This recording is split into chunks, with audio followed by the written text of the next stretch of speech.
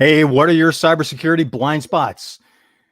Welcome to Wolf's Watch. I'm Wolf, and today this is our second session for the cybersecurity series that we're doing. Today we have John Limbocker with us, who's the founder and CEO of Internet Dominators. John, thanks so much for joining us. Oh, my pleasure. I'm happy to be here. You know, it's something I've been seeing advertised a lot, we were talking about this during the pre-show, is VPNs, or they're being advertised. It's like everybody should be using a VPN. Is that really buying as much security as people think, or is it just a good sales pitch? It's a sales pitch. I mean, a VPN, for those of you that don't know, that's a virtual private network. And if you're concerned with like privacy and you don't want people to know who you are and where you're coming from when you're going to their sites, that's more what it's for. But it doesn't really, I don't really believe it protects you from like viruses coming in, hackers trying to hack your system. There's a lot of email, they call it phishing. They're phishing for your information. And, it's rampant across the internet, and it's not new. This has been going on. I've been working in this space since the mid-90s. And I started a hosting company back then. So we host, hundreds of websites. And I'm constantly fielding calls, like not on a daily basis, but certainly on a weekly basis, of somebody that got an email and they're freaked out because they think their system's been hacked, because the email says it has. It says, I've hacked your system, and, we know what sites you've been going on, and people freak out. And I just ask them, I go, well, did you really go on those sites? And they're like, no. And I'm like, well, there you go. It's a scam. And, email is big. Email is a big way that viruses are passed, and it's got nothing to do with a VPN. Like I said, the VPN's great for privacy. If you're trying to get like free cable TV, I had to get a VPN because every time I'd try and stream stuff on Prime, I have Amazon Prime, and I would try and stream movies outside of the Prime system, like I wanted the good stuff. And every time Prime would like throttle my access down to like just choke it out, because they knew who I was. As soon as I hooked a VPN, they didn't know it was me, and they're like, oh, okay, we better let this flow. So it solves that problem. There's a lot of stuff good about VPNs, but like you said, their advertisements are a little hypey, and a lot of false promise. So it's not something that's going to help keep from getting a WordPress website. WordPress is hugely popular to keep a WordPress site from getting hacked, or somebody sending a malicious email to you. Exactly. Yeah. And, email is something that we might want to cover, because that's probably the one that most everyone is so vulnerable to, because we all have email, and we all get these phishing scams. And I'll just tell you, like some of the stuff, if you see a file that's attached, be very suspicious, even if it's from somebody that you know. And I'll give you an example here.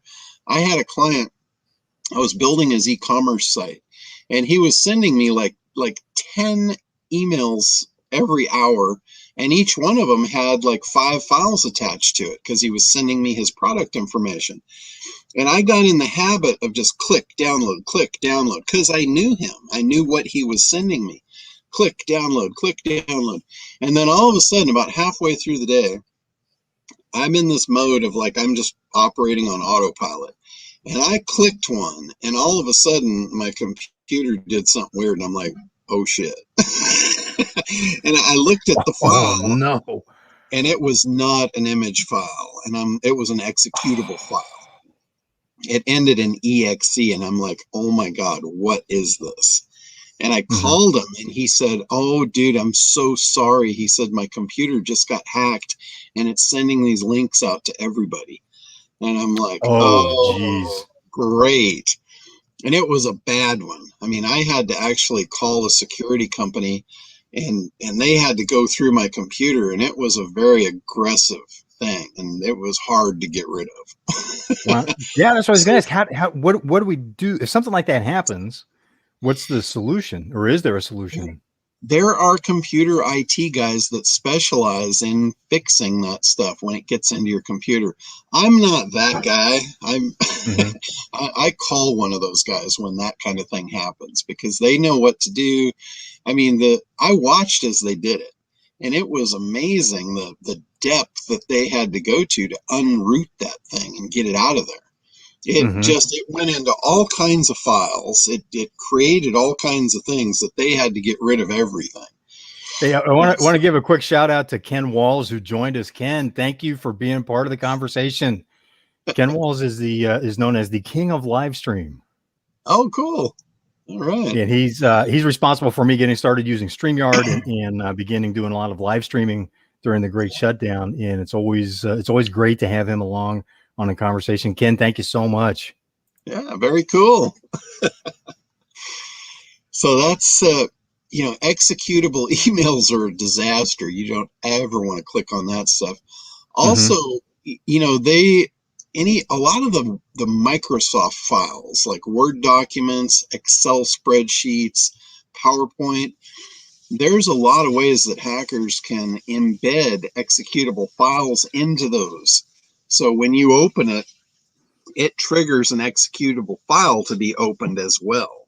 So be very, very careful of those type of files. It's just like if somebody sends you something, you might want to call them and ask them before you click it, because they might not even know it got sent. So it's not just I'm sorry, I want to grab that thread real quick. It's because that's scary. It's not just watching out for unknown emails. That's a no-brainer, right? You just if it's someone you don't know, if it's something you don't expect, delete or I just automatically blacklist. And but it is people that you have to watch out for emails from people that you know. Oh, and here's the thing, like when I told you that I clicked that thing and it got into my computer, because I knew, the first thing I did was I unplugged the computer from the internet. So the internet, so the computer, my computer could not access the internet. That's the first thing that you want to do, because if you think about it, this guy that sent it to me, the reason it got sent to me was he clicked on it. It went into his computer. It set up a program that got into his address book, and it tried to send the virus to everyone in his address book. So how would I like to send everyone in my address book that virus? I'm like, oh no, unplug. We're offline.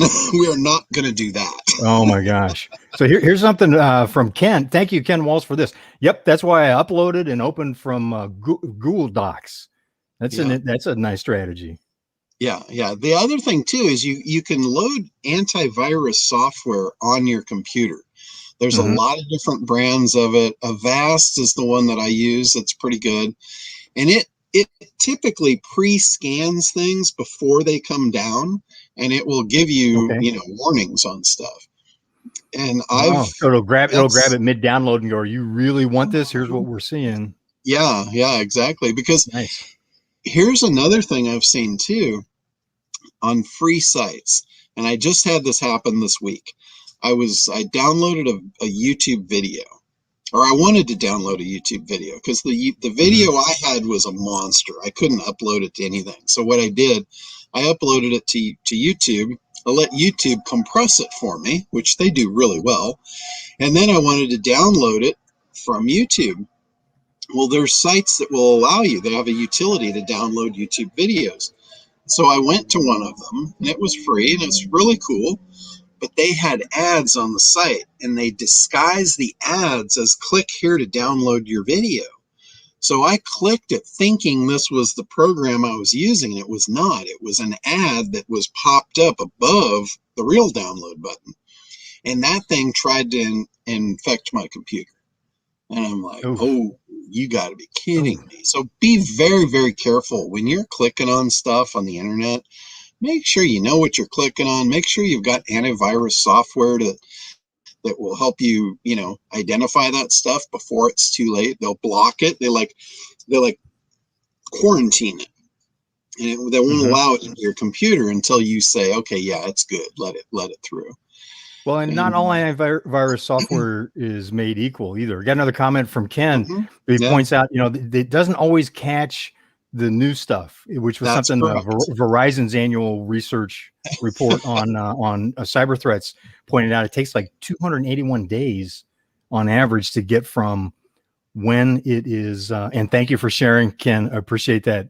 Ken and I are going back and forth on the comments. See, this is 21st century TV, right? We're live and interactive. But it comes back to catch the newest stuff. You need to make sure you have, an internet security package that's watching out for new threats, as well as the catalog of what's already known. Yeah. Another big one too is you'll get an email and it'll look like it's from your bank.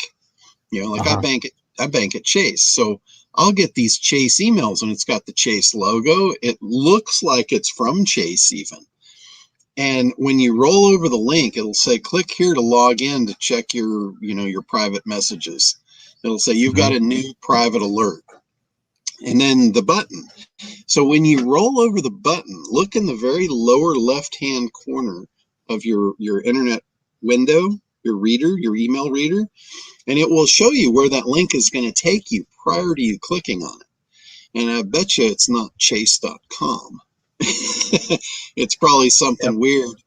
And they disguise the links too. Be careful of this. Look at the entire link. The very end of the domain is going to tell you where it's actually going.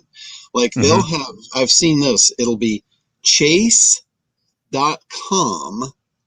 dot something else.com. And all you see the chase.com, right? And you believe it. Well, the chase.com is just two subdomains prior to their real domain. And it's like, oh, no. So there's a lot of stuff that's easy to identify. It's easy to look and see if it's trickery. So that's email. I'm watching the clock. We've got a few more minutes left.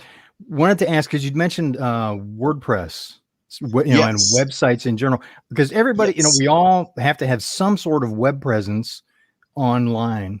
We have to have some sort of web presence, the ability to transact business. What are you hearing from entrepreneurs in terms of what are not necessarily the obvious mistakes, but perhaps something that is, in hindsight, for those of us that don't know about it at first, it's kind of a facepalm and go, oh, how could I have missed that? That really puts their business at risk. Absolutely. Now, everything so far has been for everybody. Now, this is more for business owners. If you have a website, even if you're not a business owner, if you have a website, chances are it's on WordPress. WordPress is a great platform. It's easy to use. It's readily available. It's free out on open source on the internet. And a lot of people use it. It's probably the widest used website builder on the planet. The problem is it's also the biggest target for hackers, because there's so many people and they all are working on the same platform and they all share information. So it doesn't take them long to find any little loophole that they can get in and attack your site. So some of the things, this is really easy to knock out, like 80% of it, is when you create a WordPress website, the admin user login is by default admin. So you just told them what your username is. They already have half the information to get into your site. Now they just have to have a password cracker, and most people use cheesy passwords, that are not secure. A secure password has uppercase, lowercase, numbers, and symbols all together, and they don't use like English words in the dictionary, all of that stuff. They don't use sequenced numbers. So the stronger you can make your password, and also change out your username. Do not use admin for the username. That is a very bad idea. That's a big facepalm right there. Yeah. And everybody does it. They all use admin. Because there's so many websites. There's 35%. Tim Gillette, thank you for joining us, Tim. It's always good to have Tim with us. Mutual colleague of 35%. Only 35%. That's amazing. Yeah, Still, but if you think, that's quite a bit. yeah, if you think about the billions, billions of websites out there, 35%, that's a lot of websites. Well, and as Ken points out, keeping the plugins and the software up to date as Yeah, well is a huge issue. That's another thing. WordPress it's open source, so everybody is allowed to make plugins for it. Those plugins aren't necessarily secure. You have to be careful what plugins you use. I tell everybody use the least amount of plugins that you can, and make sure that the provider of the plugin is an actual real company, not just some, fly by night. Look at the updates. Like he said, updates are important. If you have a plugin and it hasn't had an update since 2008, that's a security risk. Yeah, dude. you want companies that are updating their plugins on a regular basis. And there are security plugins. Like we use, like any of the clients that we host, we automatically change their username by default. We use secure passwords only. We require it. And we put in iTheme Security, which is kind of a security scanner on the site. One of the things it does is it locks out multiple user login attempts. So if somebody's trying different passwords, it will actually block their IP so they can't get in. They can't come in back and try it again. So that's something good to do. And, that's kind of the basics with WordPress. Keep your plugins up to date. Keep your themes up to date. WordPress comes with multiple themes, and I always delete the themes out. If there's anything at all that I'm not using, I remove it. Because what you're doing, you're just removing holes. Anybody that can get in a wormhole, and the damage that they can do once they get in, it is crazy. It's crazy what they can do once they get in. And then if they do get in, you really have to root them out to make sure they don't get in again, because they leave these back doors. They leave backdoor entries that they can come back after you think you've plugged the holes. Yes, and even the professionals have big challenges with that. Ken's pointing out, kept everything up to date, had a great plugin. Someone found something they could exploit. 200 websites hacked in one night. Holy cow! Well, we had one just about a month ago that it was something new. I've never seen this before. And the website owner, she was telling me that people were getting redirected to a porn site to her site. And I'm like, I have to be able to reproduce this so I can track it down. And I couldn't track it down. And finally I said, okay, let's get on Zoom. I need to see this. I need to see you do this. What she was doing, she wasn't even going to her website. She was going to Google and typing her website into Google and then clicking on the link from Google. And I'm like, who does that? But I guess a lot of people do that. And that blew my mind. I never even would have thought about that. So when we went back and we started looking at the code line by line in our WordPress site, I found a redirect script that had been injected, and it said when the browser user agent is Google, redirect them to this site. And I'm like, you gotta be kidding me. I mean, on one standpoint, it's brilliant. And on the other standpoint, it's like, wow, who does this? You're right. But, it was simple. It was one line of code, very simple, very easy to identify. When I saw it, I knew exactly what it was doing. And, but I was able to track down the issue by actually seeing it happen. But until I saw her do it, I had no idea what was going on. She said it wasn't just her. First, I thought it was just her computer was infected. And she said, no, my clients are having this too. And, so it was bizarre. Yeah, very, very well. And it's just like you're saying, it's brilliant, but it's also so deep in the weeds that it's hard to see. To find these obscure exploitable loopholes in the software code. And all of a sudden things are happening. We're looking at it going, my gosh, what the heck is what's going on here? Why is this occurring? Yeah, it's like you look at your website. Yeah, you look at your website, you think it's great, and then you don't realize there's 20% of the public that come to your website in a different way, and they're being affected, and you don't see it. So Oh, well, there's a it's blind just, spot and a half. yeah, it's just really, really, challenging to stay on top of all this stuff. That's Mm-hmm. why, you want somebody working with you that understands that kind of stuff and knows Yes. what to look for. And, you know, it's And speaking of crazy. which, can you tell us some more about it? I'm watching the clock. I know you've got another meeting to go to, and so we need to keep the timing tight with this conversation. I want to ask this for the audience because I see the background. I got an idea of where you're at. Where are you broadcasting from? Oh, I'm actually on the boat. We're getting ready to go out after those Oh, big bluefin tuna that have invaded Southern California.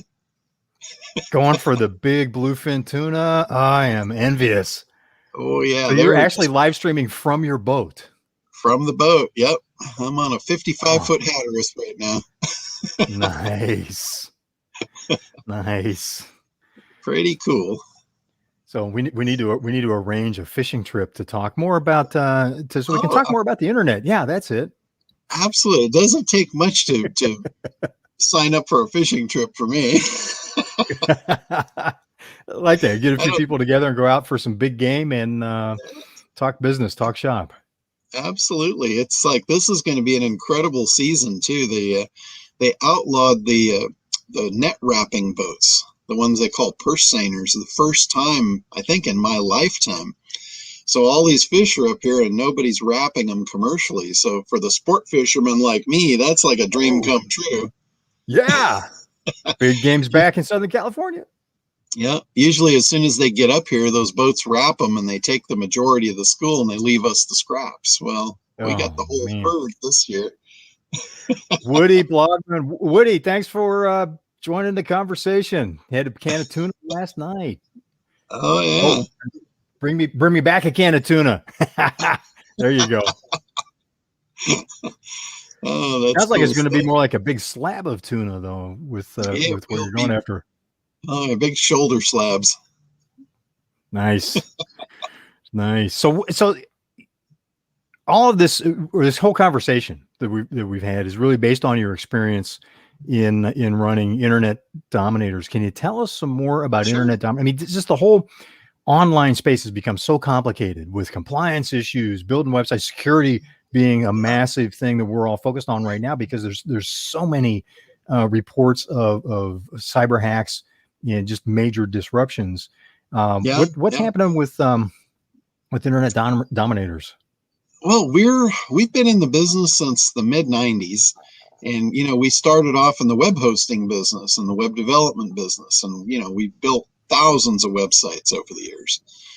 And I didn't start using webs or WordPress rather until just a couple of years ago. WordPress I thought was a big vulnerability to search because everyone was using it, and I know they had all these SEO plugins, so I kept all my clients away from it from a long time. And once Google got adopted to it and they weren't afraid of it anymore, I was like, okay, we can use this now. And it is a great platform. So we do a lot of WordPress web development. We do a lot of search engine optimization. We've been specializing in that since before it even had a name. When I started doing SEO, we didn't even know what to call it. It didn't even have a name or an acronym yet. And I just went into companies and I said, you have an electronic brochure here. That's what your website is. They didn't even know what it was. And I said, Yeah, I remember those yeah, days where it's just like, well, how are we going to use this? What's this really have to do with business? exactly. And I said, you would never pour money into getting a brochure printed and leave it in a box under your desk. It would not do you very much good. And that's what you're doing right now with your new electronic brochure. It's in a box. Mm. I said, the only way that it's going to work for you is if we take it out of the box and we put it in the hands of the right people. I said, I know how to do that. And they're like, really? We want that. And that's advertising. They have budgets for that.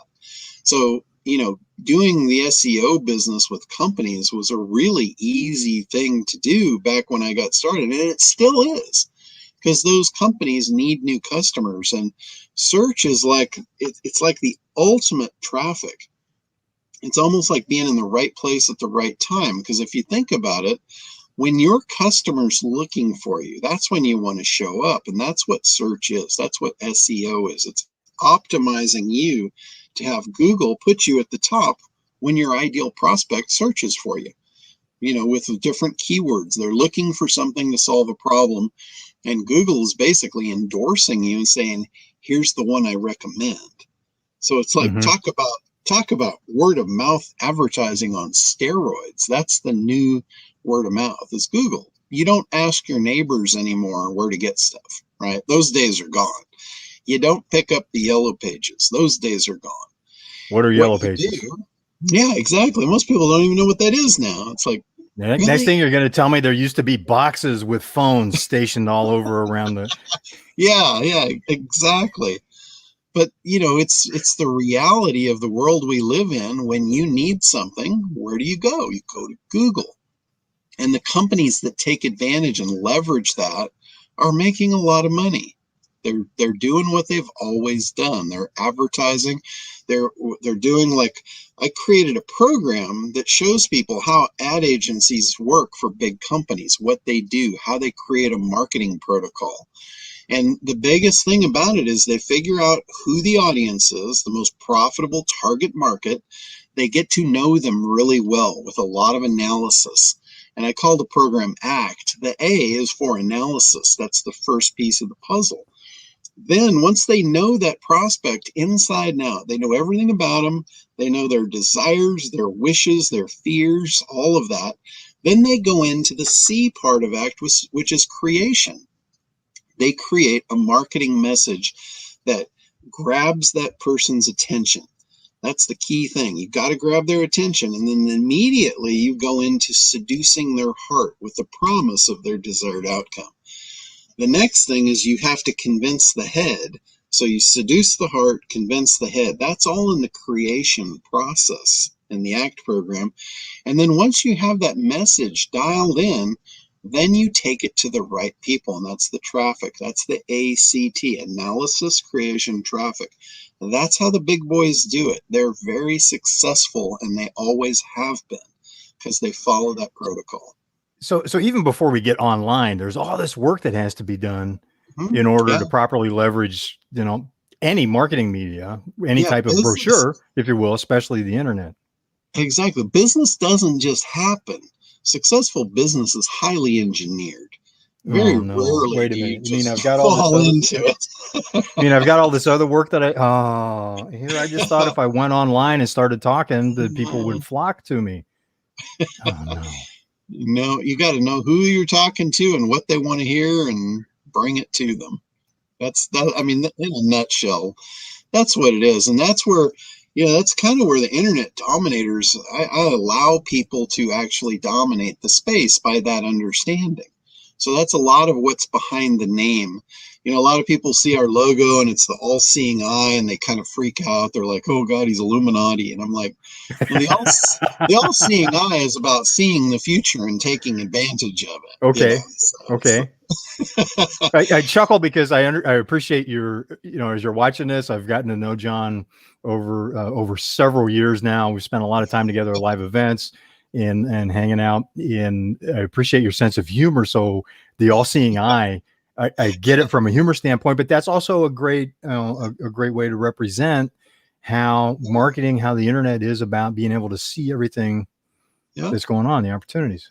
Yeah, you see the future and you position yourself to take advantage of it. That's the all-seeing eye. Hey, it's on money. It's good enough for me. Yes, I like that. Printed on money. So what are you working on next? What's coming up next for you and Internet Dominators? Well, the big thing is I'm gearing up for next season to run charters with internet people or business people that want to just kind of, take advantage of the success they've had and go out and enjoy themselves on the water. And, we're going to do little private mastermind groups, maybe with 6 people only on the boat, go out for a couple of days, do a little masterminding, some brainstorming, and bloody up the back decks out here. With fish, right? With bringing fish in. And with fish. I've talked to people that catch and release, and I've never understood that. I love fish. I love to catch and eat. Well, we release anything we're not going to eat, Well, which yeah, is that makes not very sense. much. Not very much. But what a great way to talk business, have a relaxed atmosphere, play. Yeah. Woody, love it. Will I get seasick? Well, there's this thing I found called Bonine that a friend of mine recommended to me. Works wonders. Yeah. Yeah. Works wonders We, with the seasickness. we actually have big fin stabilizers on the boat. That's like Oh, a $70,000 addition to the boat. So it's got these big wow. fins under it, and it stabilizes it. I mean, the boat, you can't say the boat doesn't rock because the ocean's going to move the boat. But when it Mm-hmm. rocks, a normal boat will rock and it'll go back and forth and back and forth. This one, it'll take one lean forward and then it'll stop. The fins stop it dead. And then it'll go the other way and then it'll stop it. So it's pretty cool. Yep. I love that. I love that. We're out of time. I wish we had we could go for another hour easily. I wish we had that time. Perhaps we'll do it again. Yeah, In absolutely. the not too distant future. If anybody needs help with the internet, just go to internetdominators.com, look me up. I'm happy to help. And consider the upcoming, for next year, start marking your calendar for those fishing business trips. Absolutely. I love it. And thank you, Woody Blogman, Ken Walls, and Tim Gillette for joining us. They are awesome entrepreneurs as well. It's an honor to have you as part of the conversation today. And John, thank you so much for making time and squeezing us in your busy schedule to talk about internet security, what you're doing with Internet Dominators and the ACT program. That's let me make sure I heard you correctly now. So ACT is analysis, creation, and traffic, right? 3 pieces. Let me make sure I got the right fingers showing there, so I'm not offending anybody. And in that order. And in that order, the proper order. If you do them out of sequence, you're not going to have good results. But that internetdominators.com, we've got that scrolling on the chart below. Reach out to John at internetdominators.com for more information on that and more cybersecurity and more general making best use of your internet presence. Yeah, yep. Anything you need. John, thanks so much for joining us live from your boat. I love that. Have an awesome fishing trip today. All right. And thank you for being part. Yes, I look forward to that. And as you're watching this, thank you for being part of Wolf's Watch. Appreciate you having in the conversation. If you're watching the replay on this, leave your comments. What are you experiencing? What are you hearing? Hit the like button if you're getting good content. What else would you like us to be talking about? This is live and interactive. Just one last comment. Woody, Internet Dominators rules. Yes, indeed. Thank you so much, John, and thank you for watching, and we will see you soon on the trail.